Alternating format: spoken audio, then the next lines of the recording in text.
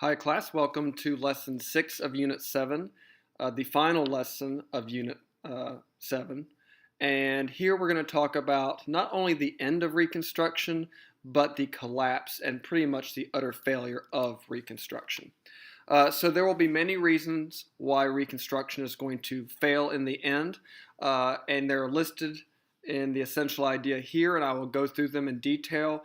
And once Reconstruction fails in 1877, I will then go and talk about what happens to the conditions for Southern blacks after Reconstruction ends. And even though there's the 13th and 14th and 15th Amendments on the books, the Civil War Amendments or the Reconstruction Amendments are on the books, the South is going to proceed to basically find ways around all three of them.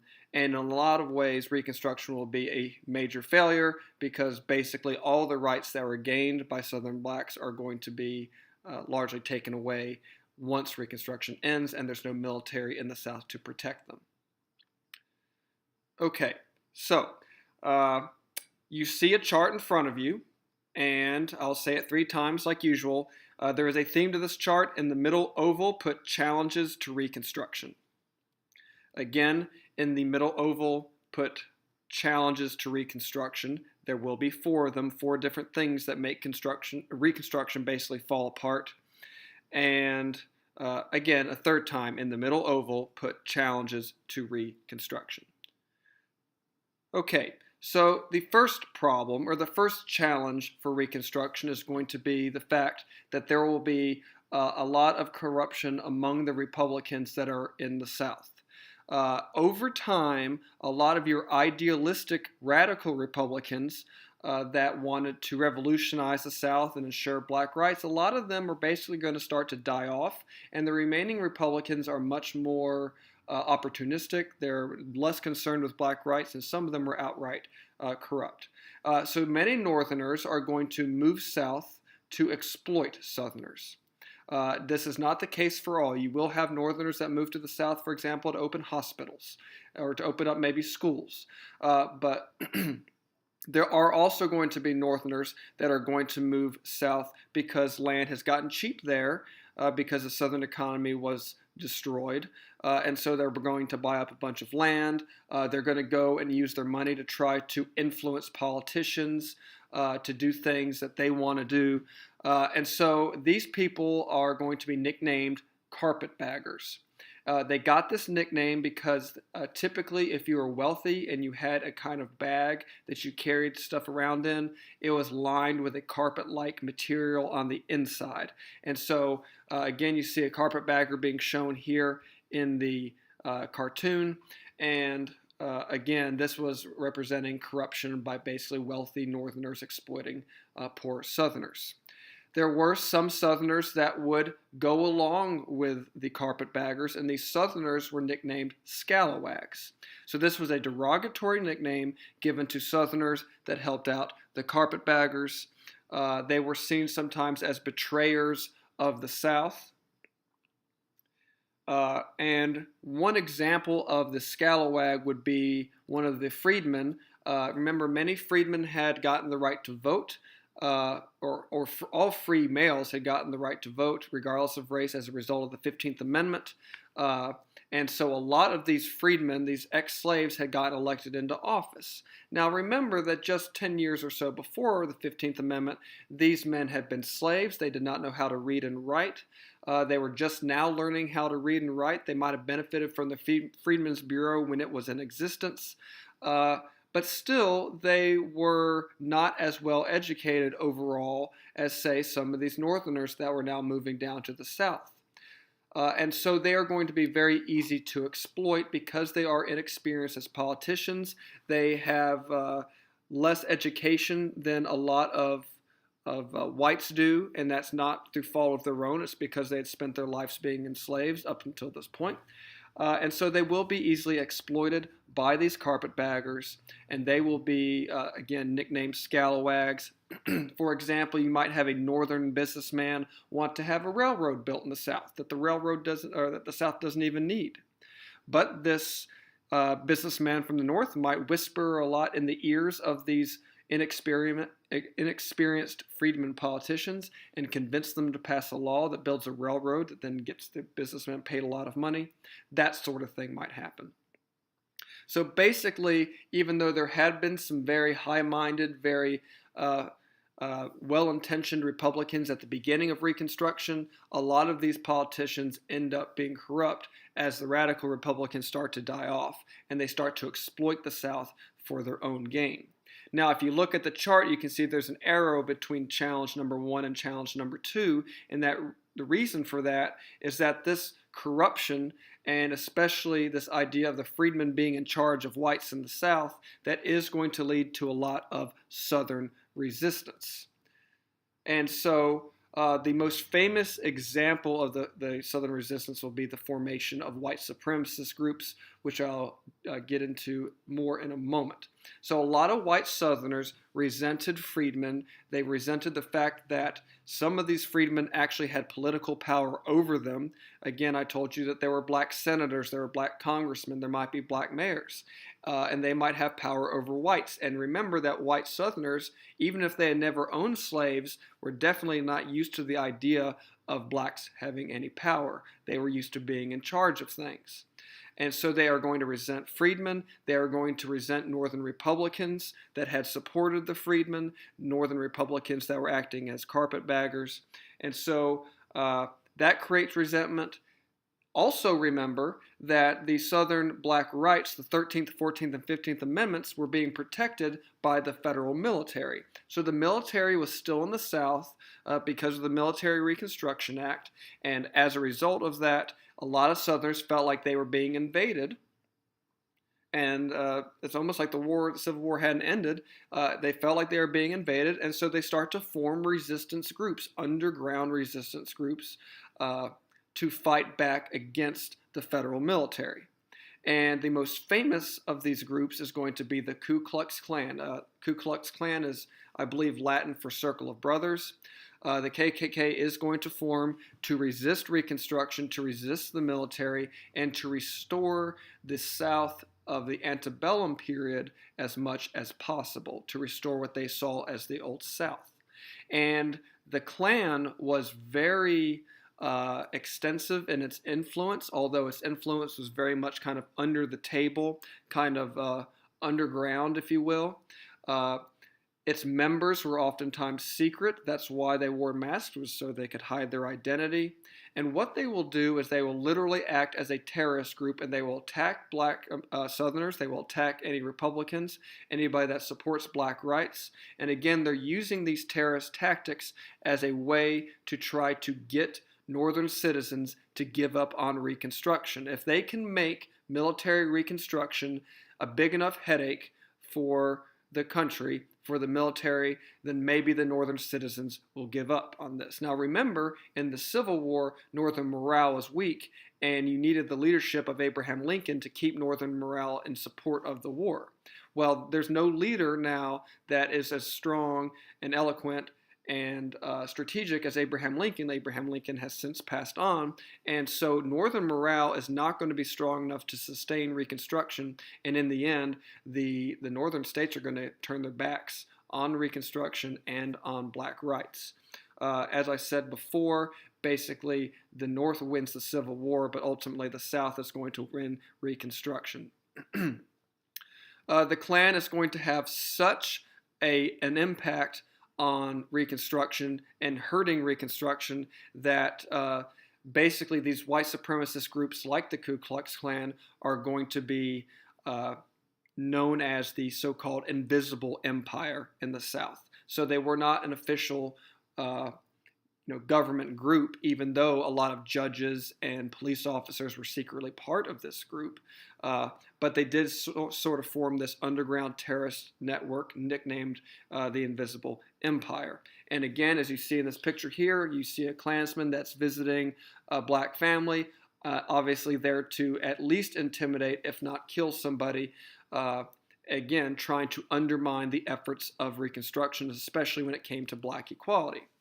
So President Grant, who I told you was elected after Andrew Johnson, he was not a very good president overall, and I'll get more into his lacking as a good president in a moment, but he is going to get himself reelected for a second term, and a lot of it has to do with the fact that he does take some pretty swift action to try to limit the Klan. He is going to go to a couple of places where the Klan was especially active and kind of put the hammer down on the Klan there, but he's not going to take full action on the Klan throughout the South, I think largely because he was afraid of reigniting the Civil War. So his action against the Klan will make him popular. He will have some success in limiting the Klan to a degree, but overall he's not going to really be that effective in limiting Southern resistance to Reconstruction. And again, ultimately, Southern resistance is going to win out, and Reconstruction will end. More on that a little bit later on. Okay, so the third reason, or the third challenge to Grant, let me say one other thing. The Klan is going to kind of make a couple of comebacks in American history. They're going to come back in the 1920s during a wave of immigration. They'll really make a comeback in the 1950s and 60s when the Civil Rights Movement picks up. But you'll learn about that in American too. Okay, so the third cause of the end of Reconstruction, or the next challenge of Reconstruction, is going to be the fact that President Grant has a very corrupt administration. Now, President Grant himself was not known to be corrupt, but he was also not known to be a very good president. He was a good general, but being a good general does not make you a good president, and a lot of corrupt politicians are going to take advantage of his political inexperience. He had plenty of military experience. He had been in the Mexican-American War and been a leading general in the Civil War, but he had not been a politician before, and so he's going to do a poor job of picking the people he surrounds himself with, and a lot of these politicians are going to be corrupt. One of the famous scandals is going to be the whiskey ring scandal, and in this scandal, and I'm not going to talk about all of them, I'll just talk about a couple of them. But in this scandal, remember there had been taxes on certain items. In one case, alcohol is going to be one of the items that is going to be taxed. And government officials close to Grant are going to be basically dipping their hands in this money pot. They're going to be dipping their hands into the funds that are collected from the alcohol taxes and basically putting it in their own pockets. The reason that this makes Grant look so bad is that his own personal secretary is going to be part of this scandal, and he is going to be caught stealing some of this money. And so even if Grant himself wasn't stealing money, even if Grant himself wasn't corrupt in this case, he definitely, at the very least, looked incompetent, and people said, how could someone this close to you, how could your own personal secretary be involved in such a major scandal and you not know about it? Another scandal that's going to take place under Grant's watch, which he did not participate in, but still happened under his watch, which meant that he got blamed, will be what's known as the Credit Mobilier scandal. What happens here is that, well, first off, railroads are continuing to grow. They're about to start really moving out west. In fact, the building of the Transcontinental Railroad has already begun by this point.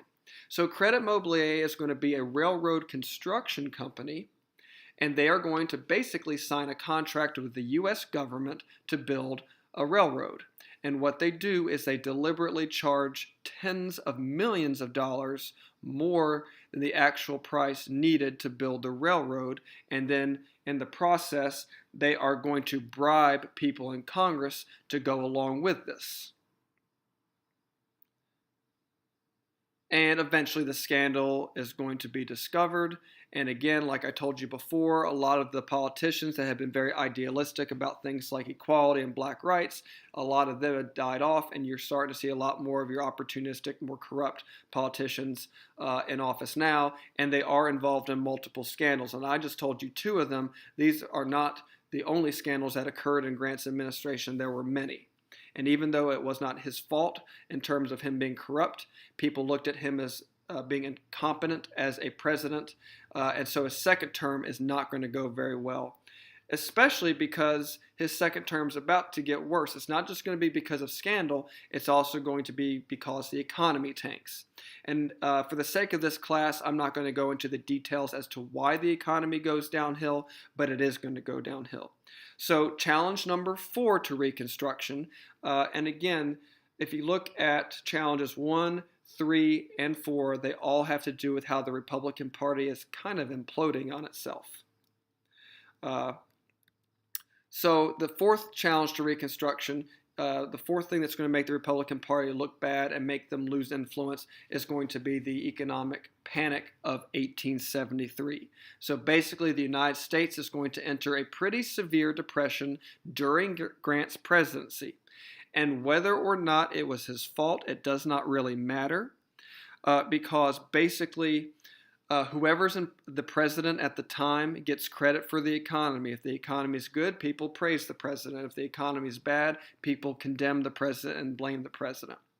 And so when this panic hits, you're going to see a lot of people going bankrupt. You're going to see people losing their homes. You're going to see people losing their farms. You're going to see losing their business. What you see here, if I remember correctly, is you see a street sweeper, and what he's supposed to be doing is he's supposed to be sweeping up a lot of the, I think, the corruption on Wall Street that was supposed to have been occurring at the time. Kind of an odd political cartoon, but it does relate to the panic. It does relate to the idea that businessmen were kind of hurting the country, that Wall Street was hurting the country, and that corruption among business people, and honestly, the corrupt relationship between businesses and the government were hurting the country. So this guy is supposed to be cleaning up that mess. So again, who do people blame? They blame Grant. They blame his party, the Republicans. When a recession hits, oftentimes people lose jobs or they see their pay getting cut. And so a lot of workers who already weren't getting paid very much, especially those in the railroad industry, I'm not talking about the railroad owners, I'm talking about the railroad workers, they are going to get angry when their already low wages go even lower. And you do see strikes that become violent, like you see here. This is an image from what's known as the Great Railroad Strike of 1877. This is going to be the first really nationwide strike. It will be incredibly violent. It will take place across the country. 2/3 of the railroads are going to be disrupted by this strike. And again, this is going to be so bad that the military is going to have to come in to stop the strikers from basically burning up railroad stations and tearing up tracks. I mean, this is basically like mini Sherman's marches going on all over the country because workers are so unhappy because of their working conditions. You'll learn a whole lot more about labor unions in American history too. So things are going downhill in terms of the trust in government. There's a lot of corruption, both among Republicans that are in the South, like your carpetbaggers. You have the corruption in Grant's administration. You have Republicans in charge whenever the economy goes downhill. And the Southern resistance to Republican rule, their Southern resistance to military reconstruction is increasing with the growth of groups like the Klan. So you add together all 4 of those challenges, and the Republican Party is about to have a very challenging election to try to win. And that will be the election of 1876. Now, I told you already that the Northern morale when it came to Reconstruction was already weak. And here we've been doing Reconstruction for over a decade, and Southern resistance is increasing, and Republican corruption is also increasing. So in the election of 1876, many Americans were tired of Reconstruction. So you'll follow the arrow now from the chart down to where it says election of 1876 issues. Again, one of the major issues is that Americans are tired of Reconstruction. The Civil War had already been exhausting enough, and now you have Reconstruction not going so well because of Southern resistance. And at the same time, Republicans are seeming corrupt. If not, they're going to be at least seen as incompetent, if not corrupt, or maybe both. So at this point, the Republicans are starting to lose influence, even though they have millions of freedmen in the South that are wanting to vote for them, and you're seeing the Democrats start to gain popularity again. So the election of 1876 is going to be a very close election. In fact, it's going to be such a close election that no one really knows. I'm not sure even today if anyone knows for sure who the actual winner was. This is going to be one of those elections where it comes down to backroom deals. So you're about to see another corrupt bargain, but this time the corrupt bargain loser is not going to be Andrew Jackson. The corrupt bargain loser will be Southern blacks regarding their rights. So in this election, your two candidates are going to be Rutherford B. Hayes and a Democrat named Samuel Tilden. Rutherford B. Hayes ultimately will win this election, but you don't really need to know a whole lot about him in American history. One, he will take a heavy hand against labor unions and labor strikes like the one I just mentioned. You'll hear about that in American too. The important thing to note at this point is that this election has so much fraud and there's so much corruption at the ballot boxes that there are many states where no one really knew who the winner was. And if you look here, again, according to the key, many of the states, the results were disputed. And the election was so close, if you look, there's only one electoral vote between Hayes and Tilden, that it mattered who won in these places where election fraud was so rampant that you couldn't tell who won. So if no one was a clear winner of the majority, if you know your civics, you know that the House of Representatives determines who the winner is. And so this is where the backroom deals are going to be made, and this is where the backroom deals are going to lead to the end of Reconstruction, which is going to be very bad news if you are a Southern freedman. So what is the deal going to be between the Northern Republicans and the Southern Democrats? Well, the name of this deal is going to be the Compromise of 1877. The only compromise I talk about that doesn't involve Henry Clay, because he's been gone for a while now. Well, it's the only compromise I've talked about in a while. And Henry Clay is not around, obviously, for this one. So the Compromise of 1877 will be the deal, the political deal that ends Reconstruction. So the Republican Party decides to give up on Reconstruction in order to retain power. So in the end, the Republicans do get their candidate, Rutherford B. Hayes, pictured on the right. He gets to become president. So think to yourself, what in the world would Southern Democrats demand if they were willing to give up their presidential candidate becoming president? Think in your mind, what's the number one thing that white Southerners want? They want an end to Reconstruction. So the Democrats get a promise from Rutherford Hayes, a promise that he keeps. And Hayes is going to move the military out of the South. Now the South will not feel, or at least the white South will not feel invaded anymore. Finally, the federal government, after years of civil war and after years of Reconstruction, the federal government is going to remove the military. And that's going to be very good news for white supremacists in the South. It's going to be very bad news for blacks in the South. So basically, the ideals of Reconstruction can no longer be enforced without federal troops there to enforce them. So you're about to see the 13th Amendment and 14th Amendment and 15th Amendment largely become undone. So the biggest result of the Compromise of 1877, and notice I put it in all caps and I bolded it, you need to highlight that.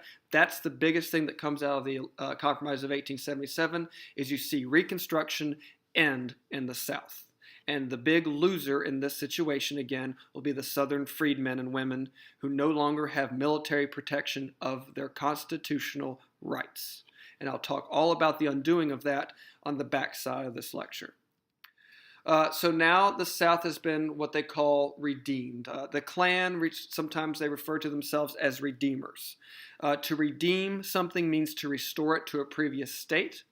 And the Southern whites feel like they can now redeem the South and bring back into the South conditions that are as close to pre-Civil War South as possible. And one part of redeeming the South and bringing back the South to the way it used to be would be to eliminate the black rights that were gained by the 13th, 14th, and 15th Amendments. Now, one thing to note is that you can't just ignore an amendment. The South could not do that. But what they could do is find loopholes in the amendments. And will they find them? Yes. Will they exploit them? Absolutely. So now on to the backside of the last lecture. And what you see now after the Civil War is you have this concept of the New South. The South before the Civil War is sometimes referred to as the Old South, the South that had slavery. Now we're in a period after the Civil War where you have what's known as the New South. And so again, the New South is the term to describe what the South was after the Civil War. And there were some ways in which the South was new. Was slavery gone? Yes, for good. So you do see some changes. For example, again, slavery is gone, although it will be replaced by a system that is in some ways very similar. You do, however, see other economic changes. You see, for example, the industrialization of the South. You do still see cotton being produced in the South, and it will still be picked by poor whites and blacks, even though the blacks are now free. But you will see textile mills being brought to the South. So basically the cotton that is produced in the South doesn't have to go all the way to northern textile mills. Now they will go to southern textile mills. You will see the rebuilding of railroads now that Sherman's March has concluded, and you will see the building of more railroads than you would have seen before the Civil War. And that will help with the economic growth of the South to a degree. You will see cultural changes. Now that blacks are no longer enslaved, they are more free, and they are going to start going to their own churches. They don't have to go to a master's church anymore. And the church really becomes a safe haven for a lot of Southern blacks. It was a place that they could go, that they could gather, where they wouldn't have to worry so much about being harassed by Southern whites. You're also going to see the establishment of black schools. I'll talk more about segregation a little bit later on. And you will see some social organizations grow. So now blacks can reunite with old family members. They can start having their own social organizations, and they can start to basically hang out together without being under the constant watch of whites all the time. So you do see basically the growth of some Southern black culture. Let me go back to black churches. The black church becomes the center of black social life in the South. And therefore, it is not, it's kind of obvious in a way that when the civil rights movement starts in the 1950s and 60s, a lot of it is going to be led by black ministers such as Dr. Martin Luther King Jr. And you'll learn more about that again in American history too. However, this term New South is largely a misnomer. Is the South really new? Is that an accurate name? In a lot of ways, it is not accurate because, as you'll see in a moment, the Southern whites are going to start to exploit the loopholes in the Civil War amendments, all three of them, and they will use these loopholes to oppress Southern blacks. And I'm going to go through them one at a time. So if you look at the notes, we're going to do the left-hand column first, the middle column second, and the right-hand column third. So left, center, right, and then I'll talk about the overall impact on the life of Southern blacks once Reconstruction ends. So let's revisit the Civil War amendments. The 13th Amendment, remember, was the one that ended slavery in the entire United States. Now, the interesting thing is that if you look at the picture on the right, that picture would have been taken after the Civil War, but it looks an awful lot like black slavery. So what actually happens in the South after the Civil War? Well, because Southern freedmen had no land, remember all the land that was at least maybe promised to them was no longer available to them because Andrew Johnson had forgiven a lot of the Confederate leaders and they had gotten their land back. So basically there was no land to go around. To be honest, you did see a lot of freedmen move west for new opportunity. But not all. Many blacks are going to stay in the South. There's a variety of reasons. It's where their family was. It's the only land that they knew. There were other reasons, but you do see some blacks move out west. They're going to be known as the Exodusters. They'll start a new life out there, and they will see more equality out there, but a lot of them will stay in the South. And they don't have any land, and because the Freedmen's Bureau had expired, they still didn't have many skills. So what did they know how to do? They still mainly knew how to pick cotton. And did they have any land of their own to pick cotton on? No. So they had to oftentimes pick cotton on the land of landowners, and these were the wealthier whites. Sometimes these were their masters. So imagine the scene of having to return to your ex-master to now beg for a job picking cotton like you had done before the Civil War. So there's two ways in which this arrangement could work. One way in which this arrangement could work is a freedman could go to a wealthy landowner, a white landowner, and agree to work that white landowner's land, do the harvesting, do the planting, do all the work. And then when it came time to sell the crops, like the cotton, they would have to share an extremely high percentage of their crop with the landowners. Now, what did the landowner contribute to this? The land itself, but they didn't really contribute the work. So you have here the whites owning the land and the poor blacks doing the work, and this is known as sharecropping. And I will say that there were poor whites that also had to participate in this unfair system. Another very similar system will be tenant farming, and in this case, you farm the land for the wealthy white landowner, and then whenever you sell crops and make a profit, you had to share a very high percentage of your profit with the landowner. And you basically had to share so much with the landowner that you were kept in poverty. Now, you'll remember that in the past I referred to the working conditions for the factory workers in the North and how they are basically a slave to their wages. Well, this is basically the same thing, because if you are a freedman, you don't have much of a choice here, because basically if you don't do this, you don't agree to one of these arrangements, remember there's no master there to provide you with shelter, food, and clothing, and you're going to basically starve to death.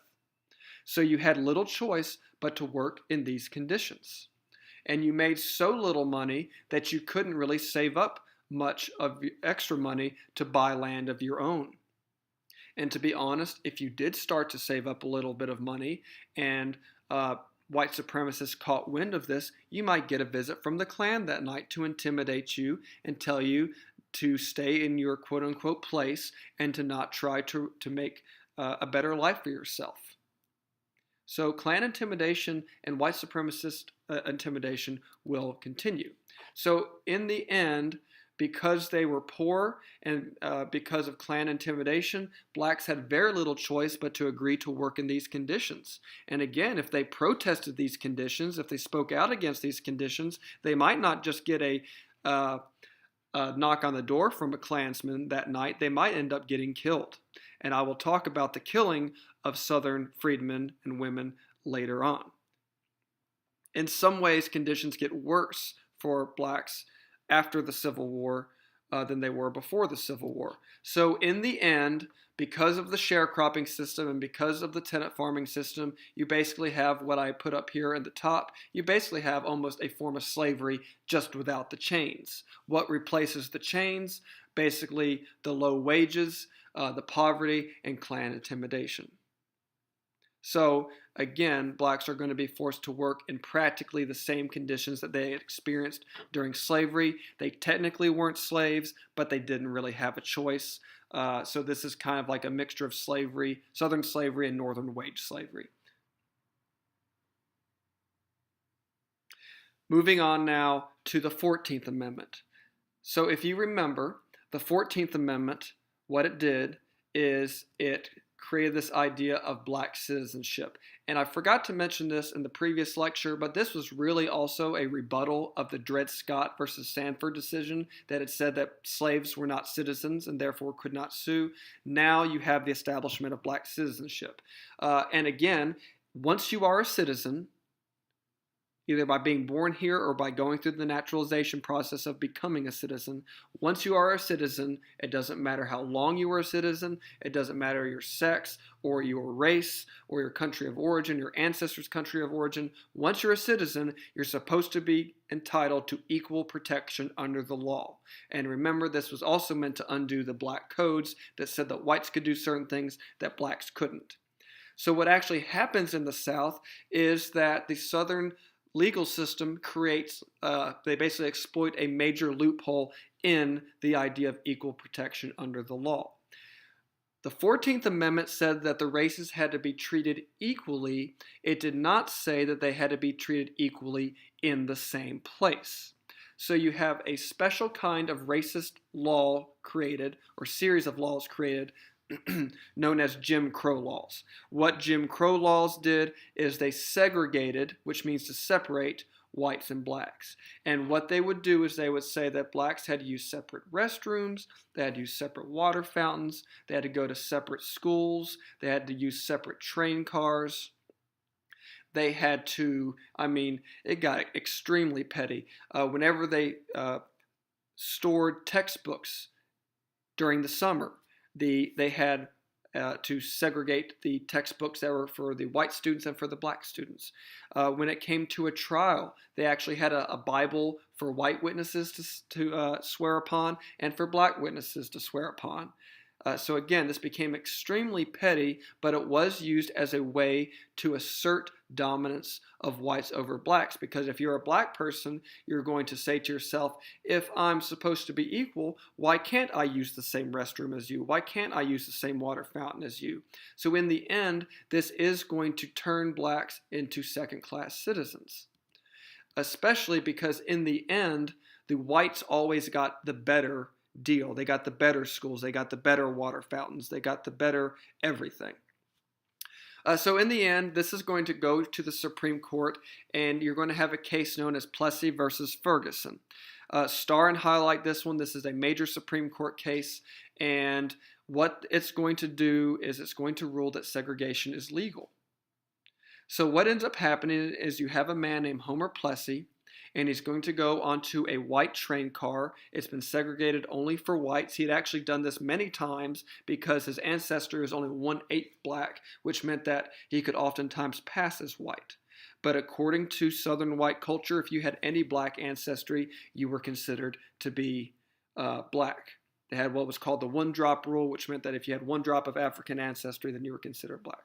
So one day, one of the train car authorities is going to, I guess you could say, notice that he had black ancestry, and he's going to kick him off of the white train car, and Homer Plessy is going to take this all the way to the Supreme Court.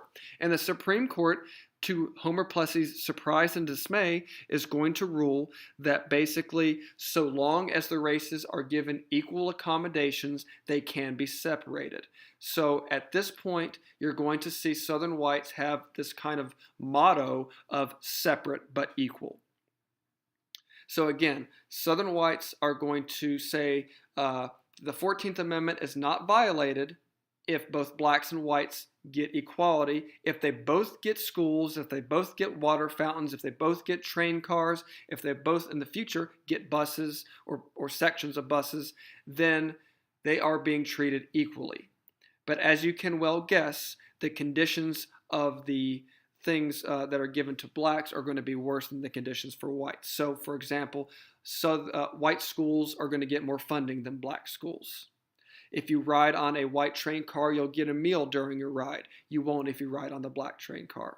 So the Southern system is going to basically find a loophole and exploit a loophole in the 14th Amendment, and will use this to, again, separate the races, and then on paper give them equality, but in reality, they will not have equality. And so at this point, for example, look at this picture here. You see 2 water fountains. You'll see that the what they call the colored water fountain is going to actually, if you look at the piping, it looks like it gets the leftover water from the white water fountain. So that's an example later on of how this separate but equal motto actually went down. So in reality, they do keep races separate, but also in reality, they do not treat them equally. And so blacks, even though on paper they're equal, in reality they become second-class citizens, and they do end up seeing unequal treatment in the South. And one of the big problems for this is that if you segregate, then you can dehumanize. If you are always separate from another group of people, you will slowly start to see them as being different and being lesser than you and being maybe even subhuman. And this is going to open the door to worse and worse treatment of blacks in the South, and you will see eventually widespread lynching or basically mob execution of blacks, sometimes for practically no reason whatsoever, and with no punishment for the whites involved. I'll talk more about lynching shortly. Now, if blacks can vote, that means that the Southern legal system and Southern politicians have to listen to the needs of Southern freedmen, or else they'll get voted out of office. And that was one of the big purposes of the 15th Amendment. So remember, the 15th Amendment said that you could not deny the right to vote based on race. And the idea was that if freedmen could vote, then the politicians in the South would have to pass laws that treated freedmen fairly. And you can already see that laws like Jim Crow laws are being passed that don't treat all races fairly. So what does the Southern system do to undo the 15th Amendment? What loopholes will they find? Well, remember, they cannot deny the right to vote based on race, but they could find other reasons to deny people the right to vote without technically mentioning race. And so I'm going to give you 3 examples of Southern laws that were passed in different states, and you will see how they basically, if you read between the lines, how they really target the freed men and women, well, the freed men, because women still didn't have the right to vote, how they target black voters and keep them from being able to vote. So one of these laws is going to be the poll tax. And it's going to say that basically if you want to vote, you have to pay a tax. And I think it was around $2, and I think that that would be around $20 today, maybe $20 to $30 today. And if you look at the poll tax, it says nothing about race. But if you remember, if you're a sharecropper or a tenant farmer, you have very little money to spare, and you probably won't be spending that money to go vote. And even if you do start to save up money, remember that there will be Klansmen and white supremacists at the polling places there to intimidate you, to make sure that you either don't vote or that you vote for someone they want you to vote for. Another thing that's going to be created is what's known as literacy tests, which basically you had to prove that you could read in order to vote. And remember that the Freedmen's Bureau had expired at this point. And there was not very much in terms of quality education for Southern blacks, and many Southern blacks could not read, or at least not read very well. And these literacy tests were rigged. These literacy tests would force people to read very complex legal documents, perhaps the Declaration of Independence or the Constitution. And not only did you have to read it, but you had to interpret it the way that the person giving the literacy test found to be satisfactory. And obviously, this does not say anything about race, but you know that Southern freedmen, because they had spent most of their lives as slaves, were much less likely to be able to read, and even if they could read, they might not interpret what they read to the liking of the test giver.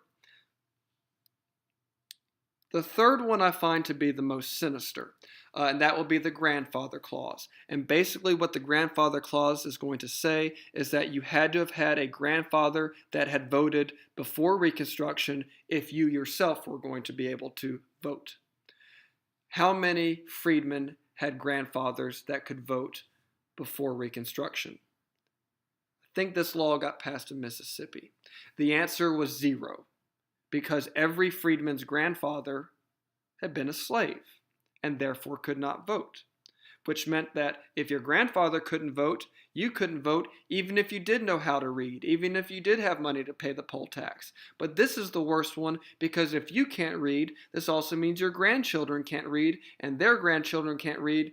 If you can't vote, then your grandchildren can't vote, and their grandchildren can't vote, and in the end, this keeps your denial of suffrage on for eternity, even if you do learn how to read, even if you do save up money. This would keep disenfranchisement of blacks up forever, and I'll get to that term in a second.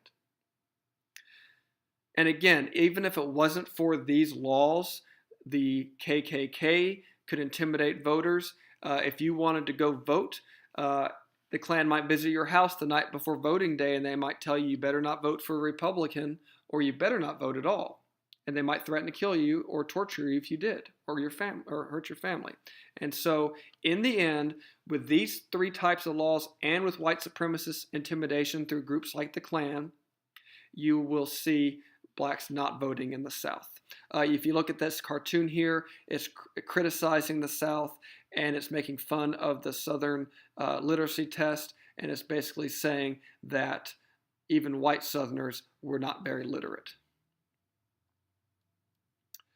Okay, so in the end, even though none of those laws mentioned race, blacks were much more often unable to pay poll taxes, unable to read, and definitely had slave grandfathers that could not have voted, and therefore they were not able to vote themselves. So in the end, you have what's known, it's a long word, but you have what's known as disenfranchisement. Blacks in the South are going to be disenfranchised, meaning that they are going to lose their political rights, and in particular, they're going to lose their right to vote. And if they can't vote, then you won't see any laws that are going to stop Jim Crow laws from occurring. You will not see an end to segregation. You will not see a legal system that's going to try to stop the lynching of blacks, which I'm about to get to. And so when blacks have no political power, the legal system will ignore them and ignore their rights. So systematically, the South has gotten rid of, not on paper, but in reality, the effects of the 13th and the 14th and the 15th Amendments. If you look at the map there, the bluish colors are that shows the Democrat votes. If you look at the more reddish colors, and I am colorblind, so there might be some green in there, but basically if you look at the northern states, you see they're voting Republican.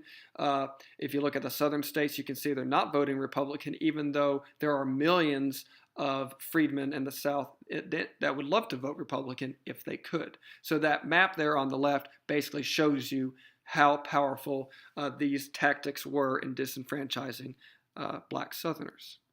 Okay, so on to the nastiness that occurs as Reconstruction ends. So basically all the rights that have been given to blacks as a result of Reconstruction is going to go away as a result of the military leaving the South. So again, the Compromise of 1877, what happens is Republicans are going to turn their backs on Southern blacks and their rights. And now lynching is going to pick up. And so what happens is that the Southern whites, in order to quote-unquote keep blacks in line or quote-unquote keep them in their place, they would start using intimidation tactics, which could lead to torture and even murder. And this would be lynching. And this, the purpose of lynching, again, was to maintain the social order of whites over blacks. And remember that blacks were no longer considered slaves, therefore they were no longer considered property, and if they're not property, then they have no value to many whites, and so lynching does become widespread. So what is lynching? Lynching is any kind of illegal execution, and this is oftentimes done by a mob, and oftentimes done unpunished. If you look at that picture there, you see plenty of evidence. You see plenty of people that should be convicted for their role in the murder of these two men, but nothing's going to happen to them because the Southern legal system is now so rigged in favor of white supremacists that you could literally have your picture taken and not worry about it. You had people that would take these pictures and turn them into postcards and send these postcards to their parents. That's how sadistic this got. And lynching did not just mean hanging. You might be burned to death. You might be shot to death. You might have body parts cut off until you died. And women could be lynched as well. Even pregnant women were lynched. And at that point, I'm going to stop. I'm not going to get any more morbid. But just know that things become basically a living hell for these Southern blacks. And if they wanted to protest their conditions, if they wanted to protest their treatment, if they did so, they might find themselves hanging from a tree. And so whenever the civil rights movement happens in the 1950s and 60s, led by people like Martin Luther King Jr., keep in mind the courage that they had. They were risking being the next person to be lynched. And lynching is going to continue, not just in the years right after Reconstruction, but all the way into the 1960s and even a little bit into the 1970s. You know someone that was alive when lynching was still occurring and going unpunished. This is how bad things get whenever one group of people has unlimited power over another group of people. And people like to talk about the Holocaust, and they talk about the abuses of the Jews. Well, the United States has been guilty of doing similar things. Again, a lot of Southern wealthy white people owned slaves before the Civil War, and then after the Civil War, you see things get, in some ways, even worse, and you see the occurrence of lynching. And again, since blacks couldn't vote, they couldn't vote to put in politicians that would end this problem, and it does continue to be a problem for literally over 100 years after Reconstruction. That will be a major theme, the issue of ongoing black suppression. That'll be a major theme in American history too. So in the end, in many ways, after Reconstruction ends and ends in failure, life for Southern blacks will actually be worse than it had been during the time of slavery. During the time of slavery, at least as when they were seen as property, they were valued as property, and therefore you did not torture or kill them. Now they are still working in conditions similar to slavery. They are being segregated and treated as second-class citizens, and if they ever want to speak out against these conditions, they risk being lynched, sometimes for the tiniest of infractions, for maybe saying something that was considered disrespectful to a white person could get you lynched. So again, Reconstruction becomes a massive failure. Now, at this point, I have pretty much wrapped up the main content of American History 1, and I am going to foreshadow what you will see in American History 2. You're going to basically see a lot of the trends and issues that were going on before the Civil War continue after the Civil War. So obviously, the issue of black rights is going to continue to be an issue. You will see also a continued growth of business. You saw a first industrial revolution before the Civil War. You'll see a second bigger industrial revolution after the Civil War, which will include the growth of big business, and you'll have some of the richest businessmen ever living in the time after the Civil War. Moving on into American History 2. You will see labor unions continue to struggle for better working conditions. I talked a little bit about that in this lecture. You'll see labor unions get more and more aggressive in American History 2, and ultimately they will obtain some basic working conditions. You will see issues of political corruption arise again and again. The spoil system, for example, will continue to be abused for a while. You will see urbanization continue, the growth of the cities. You'll eventually see skyscrapers, for example. You will see more of the population going to the cities, oftentimes to work in factories. You will see waves of immigration again. You'll have what's known as new immigration, and then you'll see a nativist response. And you will, of course, see westward expansion continue. You'll see the completion of the transcontinental railroad. You'll see people move out west. You'll see the ideals of Manifest Destiny being fulfilled. And that's also going to lead to the final showdown with Native Americans. And so you'll see what's known as the Plains Indians Wars occur.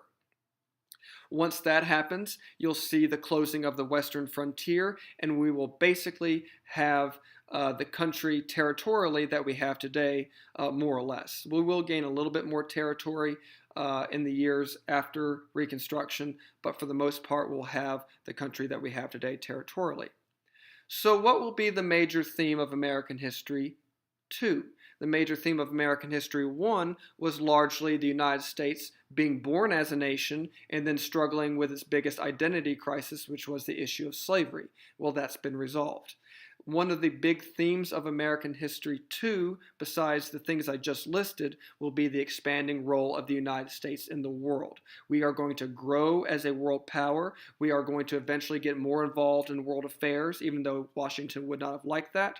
And eventually we will emerge as a superpower in the years after World War II. So one theme to look forward to in American History 2 will be the expanding role of the United States in the world. Now I have concluded American History 1's content. I hope that you've enjoyed it.